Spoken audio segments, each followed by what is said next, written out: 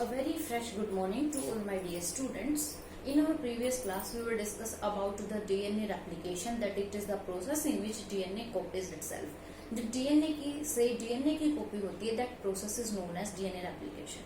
And in our previous class, we already discussed about the experimental proof of the DNA replication. Mendelssohn और stall ने जो DNA replication का experimental proof दिया था उसके बारे में ऑलरेडी डिस्कस कर चुके हैं. आज हम बात करेंगे mechanism of DNA strand, DNA application के मैकेनिज्म के बारे में बात करेंगे.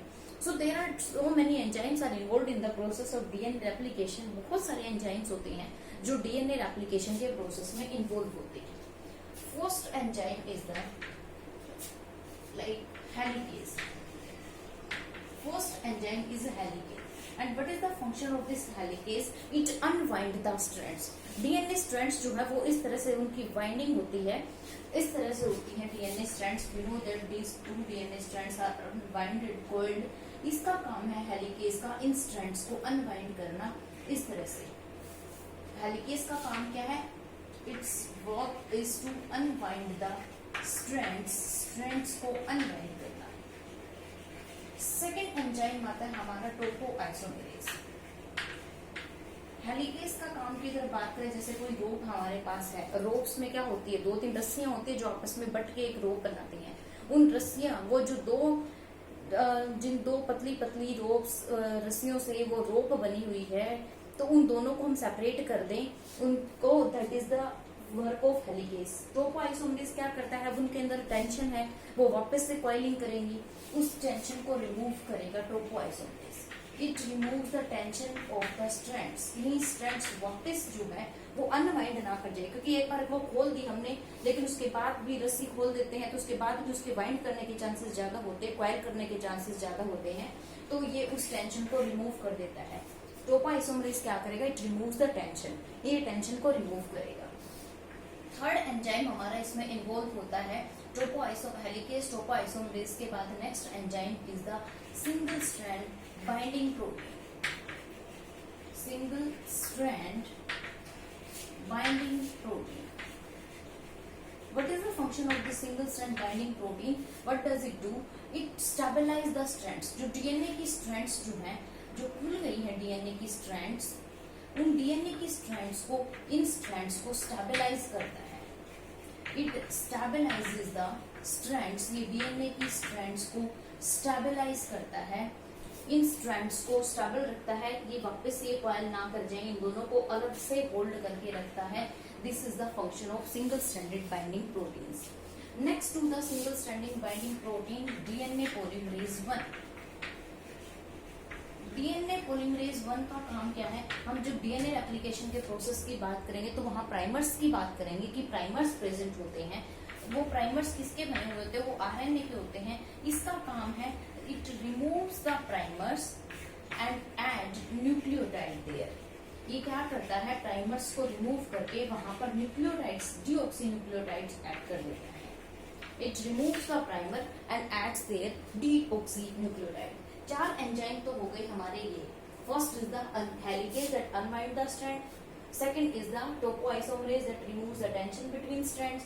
Single strand binding protein that stabilizes the strands. DNA polymerase 1 that removes the primers and added nucleotides there.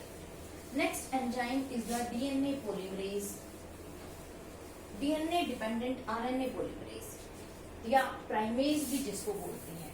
Next enzyme, fifth enzyme is the DNA dependent RNA polymerase, और we can say primase. इसका काम क्या है? It helps in formation of primers, क्योंकि primers की अभी हम बात करेंगे जब हम रेप्लिकेशन के प्रोसेस को पढ़ेंगे कि प्राइमर क्या है, इनकी जरूरत क्या होती है. तो फॉर्मेशन ऑफ प्राइमर्स में कौन हेल्प करता है? DNA dependent RNA polymerase. It helps in the formation of primers. Last one is the DNA polymerase 3. DNA polymerase 3, the main role of this enzyme.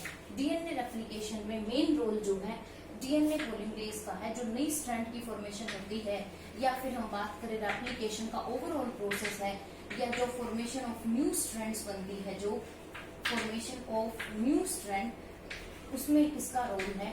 इस डीएनए पॉलीमरेज का role है। ये DNA polymerase 3 अपना काम बहुत speed से करता है, बहुत फास्टली करता है। अब क्या होता है कि वुमेन के अंदर डिप्लॉयड सेल के अंदर 6.6 × 10⁻⁹ बेस पेयर्स होते हैं। ये इस पूरे डीएनए की कॉपी करने में 38 मिनट्स लगाता है। 38 मिनट्स में इतना फास्टली कंप्लीट करता है। इसका मतलब हर 1 सेकंड के अंदर ये 2000 बेस पेयर्स पर सेकंड ऐड करता है। It completes the process of replication within 38 minutes. It means it add approximate 2000 base pair per second add करता रहता है 2000। ना केवल ये इस प्रोसेस को इतने फास्टली करता है, बट बहुत एफिशिएंटली भी ये काम करता है। ये जो डीएनए पॉलीमरेज है, ना केवल ये इतना फास्टली काम करता है, but it also works efficiently, बहुत एफिशिएंटली, बिल्कुल एक्यूरेसी से भी ये काम कर रहा है। क्योंकि थोड़ी सी भी गड़बड़ हो गई, कोई गलत बेस ऐड हो गया, देन देयर म्यूटेशंस अगर, तो वहां म्यूटेशंस आ जाएंगी। तो ये डीएनए पॉलीमरेज बहुत एक्यूरेसी से, फास्टली, एफिशिएंटली काम करता है। अब क्या है कि जो डीएनए रेप्लिकेशन है, अब एक एंजाइम और डीएनए रेप्लिकेशन में हेल्प करता है, that is the DNA ligase. और इस लाइगेज का काम होता है, जैसे हम लाइगेज का काम क्या है? Joining the strands. इसका काम होता है जॉइनिंग का, ये स्ट्रैंड्स को जोड़ता है डीएनए लाइगेज जो है। इसके अलावा डीएनए पॉलीमरेज 3 जो है, इसका एक काम और होता है, ये प्रूफ रीडिंग भी करता है। प्रूफ रीडिंग की एक बार जब डीएनए की स्ट्रैंड बन जाती है, तो उसको दोबारा से ये चेक करता है कि कहीं उसमें कोई रॉन्ग बेस पेयर ऐड ना हो गया हो। तो ये तो एंजाइम्स हैं जो डीएनए रेप्लिकेशन में इन्वॉल्व होते हैं। अब हम पढ़ेंगे by step the mechanism of replication. अब हम step by step DNA replication के मैकेनिज्म की बात करेंगे।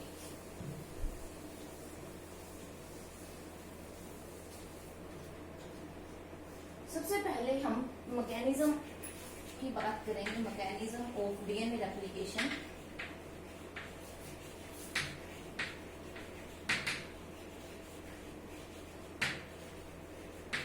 This mechanism of DNA replication has 7 steps. First is the origin of replication.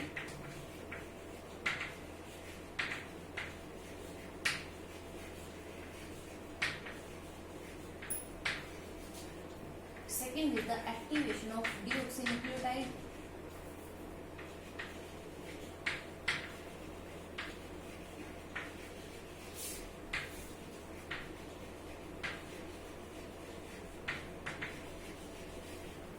Third is the exposure of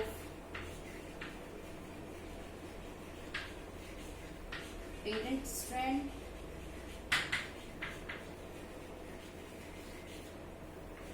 Formation of primer.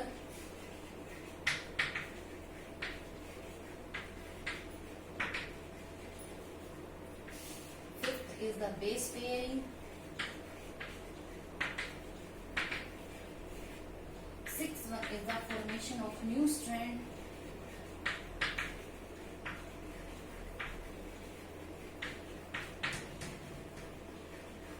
And last one is the proofreading. This process of DNA replication, its mechanism contains 7 parts. First part is the origin of replication. Second is the activation of deoxynucleotide. Third is the exposure of parent DNA strand and formation. Next is the formation of RNA primers. Formation of RNA primer. Next is the base pairing. Then formation of new strand and then proofreading. Now we are going to discuss these steps one by one. बारी बारी से हम इन steps को हम follow करते हैं, इनके बारे में रीड करते हैं। Firstly there is origin of replication. अब ओरिजिन ऑफ रेप्लिकेशन क्या होता है? एक सीक्वेंस होती है डीएनए के अंदर।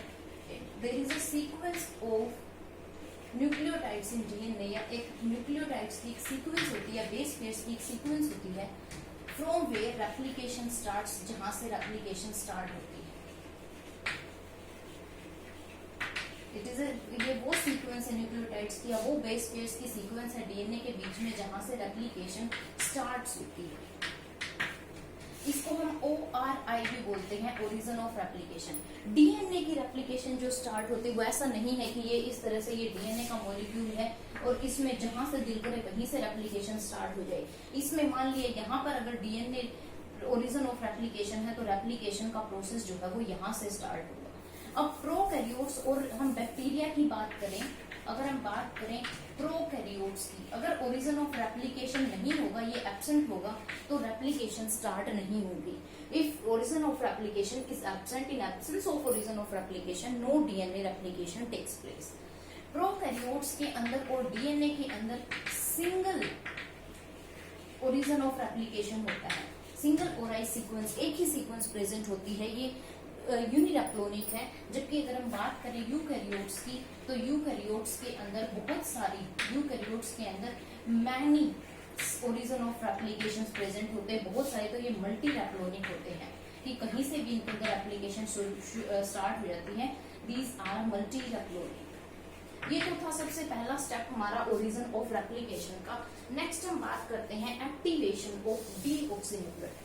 ये समझ आया, ओरिजिन ऑफ रेप्लिकेशन एक वो सीक्वेंस है जहां से रेप्लिकेशन स्टार्ट होती है। ये रेप्लिकेशन कहीं से भी स्टार्ट नहीं होती है, सिर्फ एक पर्टिकुलर पॉइंट होता है, एक्सपोर्ट होता है, जहां से ये रेप्लिकेशन स्टार्ट होती है। सेकेंड स्टेप आता है हमारा activation of deoxynucleotide. Second is the activation of deoxynucleotides. Activation of deoxynucleotides में क्या है, अब यहाँ क्या है कि जो बेस पेयर्स हैं, जो न्यूक्लियोटाइड्स हैं, वो किस फॉर्म में होते हैं, deoxy adenosine monophosphate, deoxy guanosine monophosphate, deoxy thymine monophosphate, deoxy cytosine monophosphate. ये जो एंजाइम्स हैं ये 2,3-2H3PO4 के साथ जुड़ के, और फोस्फोराइलेज एक एंजाइम होता है, ये हम भूल गए वहां लिखना, फोस्फोराइलेज।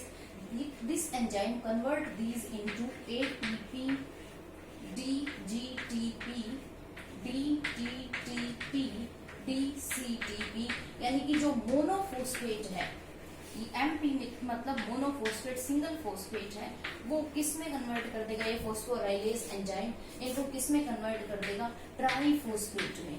और हमें पता है कि जो टर्मिनल बॉन्ड होता है, जैसे ATP है, ये ADP और ये टर्मिनल फॉस्फेट बॉन्ड होता है, ये एनर्जी रिच बॉन्ड होता है, और इस प्रोसेस में हमें ये बहुत एनर्जी रिच बॉन्ड है। And DNA replication is highly energy expensive है, इसमें बहुत सारी एनर्जी इन्वॉल्व होती है डीएनए रेप्लिकेशन में। वो एनर्जी कहाँ से आती है, इन डीऑक्सीन्यूक्लियोटाइड से। ये ना केवल बेस पेयर्स, ये ना केवल न्यूक्लियोटाइड्स प्रोवाइड करते हैं, यानी कि ये ना केवल सबस्ट्रेट प्रोवाइड करते हैं, these deoxynucleotides, these provide substrate and also provide energy। ये सबस्ट्रेट के साथ साथ एनर्जी भी, डीएनए रेप्लिकेशन के प्रोसेस में एनर्जी भी प्रोवाइड करते हैं। तो इनका काम क्या है, डीऑक्सीन्यूक्लियोटाइड्स के, ये फोस्फोराइलेज के फॉर्म में ट्राइफॉस्फेट में कन्वर्ट हो जाएंगे, और ये बॉन्ड जब इनका ब्रेक होता है, एनर्जी रिच बॉन्ड जब ब्रेक होगा, तो ये किस में कन्वर्ट हो जाएंगे, तो ये एनर्जी रिलीज होगी, और ये एनर्जी इस डीएनए रेप्लिकेशन के प्रोसेस में इन्वॉल्व होगी, यूज होगी। क्योंकि डीएनए रेप्लिकेशन एक हाईली एनर्जी एक्सपेंसिव है, तो ये सबस्ट्रेट की तरह भी काम करते हैं, न्यूक्लियोटाइड्स भी प्रोवाइड करेंगे, साथ में एनर्जी भी प्रोवाइड करते हैं। Now third step is the opening of parent DNA. Third step in the replication of DNA is the opening of parent DNA. Third is the opening of parent DNA strand. Opening of parent DNA strand में क्या है, अब यहाँ क्या होगा, जो हमारा DNA इस तरह से है, ये डीएनए की जो स्ट्रैंड्स हैं ये क्या होंगी, एक अनवाइंडिंग होगी। तो अनवाइंडिंग जब होगी तो यहाँ सबसे पहले एंजाइम कौन सा काम करेगा, हेलिकेज एंजाइम क्या करेगा, स्ट्रैंड्स को अनवाइंड कर देगा, और अनवाइंड होगी तो वो किस फॉर्म में आ जाएगी, these comes in the form of replication fork. जब ये स्ट्रैंड्स अनवाइंड होती है तो इस तरह की फोक के जैसी स्ट्रक्चर बनती है, जिसको हम रेप्लिकेशन फोक बोलते हैं। इस वो क्या बोलते हैं, ये हेलिकेस एंजाइम क्या करेगा, दोनों स्ट्रैंड्स को रिमूव, एक दूसरे से दूर कर देगा, उनके बीच के हाइड्रोजन बॉन्ड्स को डिस्ट्रॉय करेगा। दोनों स्ट्रैंड्स के बीच में क्या होते हैं, हाइड्रोजन बॉन्ड्स प्रेजेंट होते हैं, ये क्या करेगा, destroy the hydrogen bonds between two strands, दोनों स्ट्रैंड्स के बीच में जो हाइड्रोजन बॉन्ड्स हैं उन हाइड्रोजन बॉन्ड्स को डिस्ट्रॉय कर देगा, और डिस्ट्रॉय करने के बाद इन स्ट्रैंड्स को क्या कर दिया, इसने दूर कर दिया, और ये इस फोक की फॉर्म में आ जाएंगे, जिसको हम क्या बोलते हैं, रेप्लिकेशन फोक बोलते हैं।